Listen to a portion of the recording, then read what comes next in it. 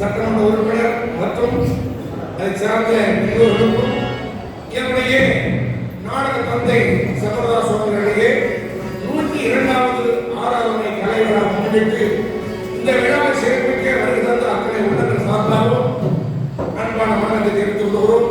நிறைய பேசுகிறோம், மனசில் வச்சிருந்தாங்க, நேரம் இல்லை.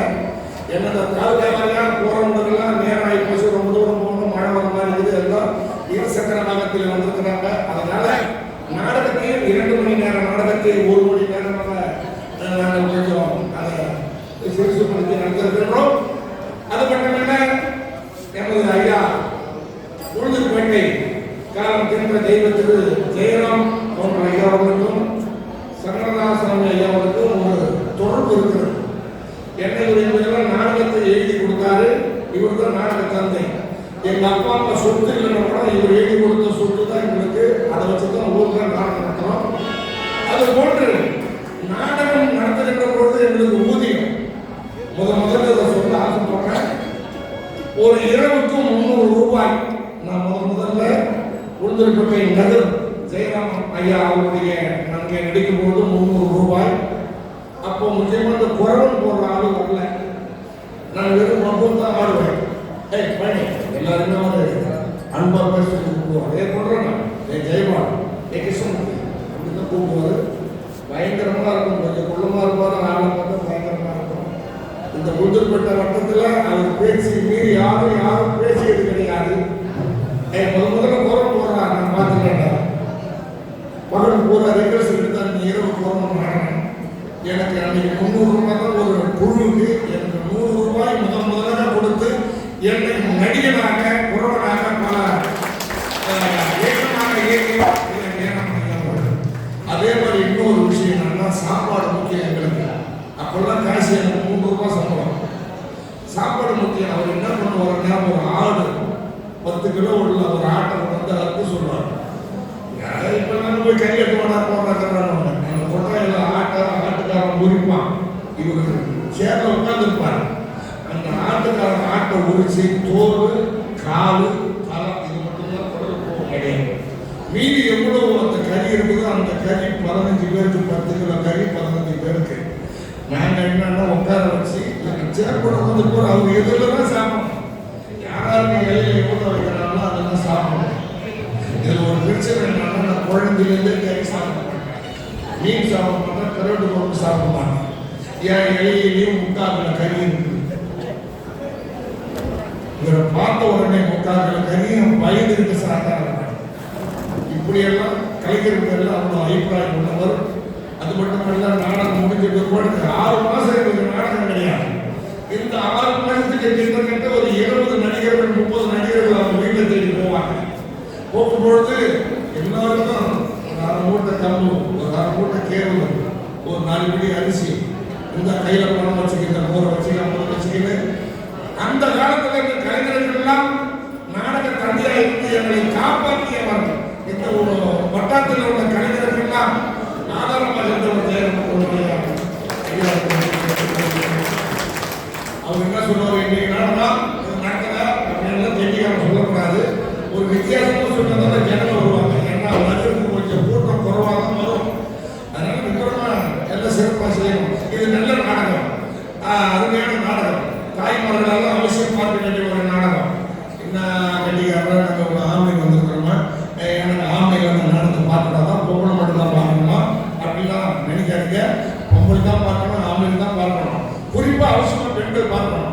ஏன் அவங்க பார்க்கணும்னு சொல்றோம்னா, 50 பெண்ணாலே மனுஷன் 50 பெண்ணாலே அப்படின்னா அதெல்லாம் 50 பெண்ணாலே 50 பெண்ணாலே பாருங்க. நம்ம ஆம்பளைக்கு சிரமப்படுவோம், கஷ்டப்படுவோம். மற்றவங்க போக்குவரத்து மரவெடுப்போம், ஏற்படுவோம், மண்ணெடுப்போம், மரவெடுப்போம். நம்ம ஆம்பளைக்கு சிரமப்பட்டு 1000 ரூபாய் சம்பாதிப்போம். 1000 ரூபாய் சம்பாதிச்சுட்டு 500 ரூபாயை கடையிலேயே செலவு பண்ணிடுவோம். மீதி 500 ரூபாய் வீட்டில் பொம்பளைக்கு போட்டோம்னா பொம்பளைக்கு வாயை கட்டி ஓத்து கட்டி அந்த 500 1000 பார்ப்பாங்க. 1000 2000 பார்ப்பாங்க சில பொம்பளைங்க. சில பொம்பளைக்கு அந்த 500 ரூபாய் 5 நிமிஷத்துல 5 பைசா அதை செலவு பண்ணிக்கிறாங்க. சில பொம்பளைக்கு குடும்பத்து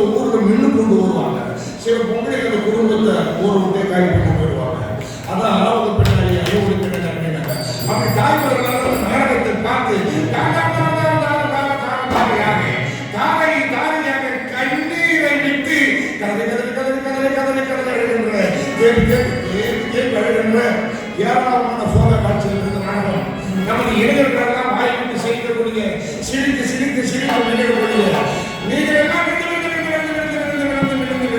விழுந்து விழுந்து விழுந்து விழுந்து சிரிக்கக்கூடிய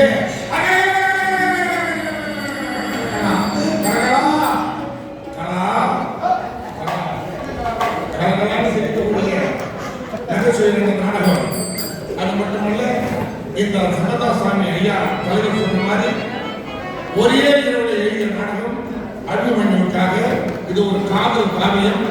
அதாவது ஒரு அண்ணன் காட்டியும் ஒரு நாத்தனாருக்கு என்ன பிரச்சனை இருக்குது, ஒரு காதலனுக்கும் காதலுக்கு என்ன பிரச்சனை இருக்குது, அந்த பொண்ணக்கத்த அப்பாவுக்கு என்ன பிரச்சனை இருக்குது என்பதை அழகாக எழுதியிருக்கிறார் நாடகத்தில் அந்த சங்கதாசாமி அவர்கள். இன்னொரு விஷயம் பரவாயில்ல, இசையால் போன உயிரை காப்பது பண்ணலாம் என்பதை எடுத்து காட்டுவது நமது நாடகத்தில் சங்கராசாமியுடைய சிஷியர் காதர் பாட்சா கேள்விப்பட்டிருக்கலாம். அவர் ஏதோ குலம் பேச மாட்டாரு, தூக்கு தண்டனை இன்னும் 40 நிமிஷம் இருக்குது, கடைசி ஆசை என்னன்னு கேட்டாங்க. நான் வாசித்த 6 முறைக்கு ஒரு முறை வாசித்தால் போதும் என்றார். தூக்கு தண்டனை எல்லாம் அதிகாரிகள் நிற்கிறாங்க, பொட்டியை கொண்டு வச்சாங்க. அந்த பாட்டை எடுத்து பாடினாரு. அந்த பாட்டு 50 நிமிஷம் பாட்டு பாடிட்டாரு. அவருடைய அந்த ஹார்மோனிய இசையும் அவருடைய குரல் வளமும் பிரமாதமாக இருந்தது என்று எல்லாம் ஐயர்ந்து விட்டார்கள். அது இந்த இசையிலேயே போயிட்டாங்க. 40 நிமிஷம் தாண்டி 10 நிமிஷம் அதிகமாகி போச்சு. மணியை பார்த்தாங்க, தூக்கு தண்டனை நிறைவேற்றி போச்சு. இருந்த போதிலும் மறுபடியும் அதை ஆலோசித்து நீதிமன்றத்துக்கு போனாங்க. நீதிபதி பார்த்தாரு, ஏன் நின்று போச்சு, இந்த மாதிரி கொஞ்சம் 10 நிமிஷம் அதிகமாகி போச்சு. மறுபடியும் அந்த பொட்டிக்காரர் வாசிக்க சொல்லுது. நீதிமன்றத்தில் வாசிக்கிறார்கள். அப்படியே 2 சொட்டு கண்ணீர் ஓடுறாரு நீதிபதி. உடனே அவர் சொன்னாரு, இப்படிப்பட்ட இசையாக பாடியவன், இப்படிப்பட்ட இசைத்துறையை உள்ளவன் எந்த காரணத்தை முன்றும் கொலை செய்திருக்க மாட்டான். இவன் நிரபராதி. அதுல இன்னொன்று நம்ம கவனிக்க வேண்டியது என்னன்னா, காதர் பாட்சா என்பவர் ஒரு முஸ்லீம். அவர் பாடிய பாட்டு முருகன் பாட்டு. அங்கே வெள்ளக்காரனாக இருந்தவன் கிறிஸ்தவர்கள். இந்த இசைக்கு ஜாதி மதம் இல்லை என்பது அதே மாதிரி எங்களுக்கு இலவச பஸ் போடுறோம் அப்படின்னு சில பஸ்ஸில் உட்காந்துக்கிறோம். எங்களுக்கு நீங்க என்ன பண்ணீங்க, இவங்களுக்கெல்லாம் இலவச பஸ் காசு கொடுக்குறோம்.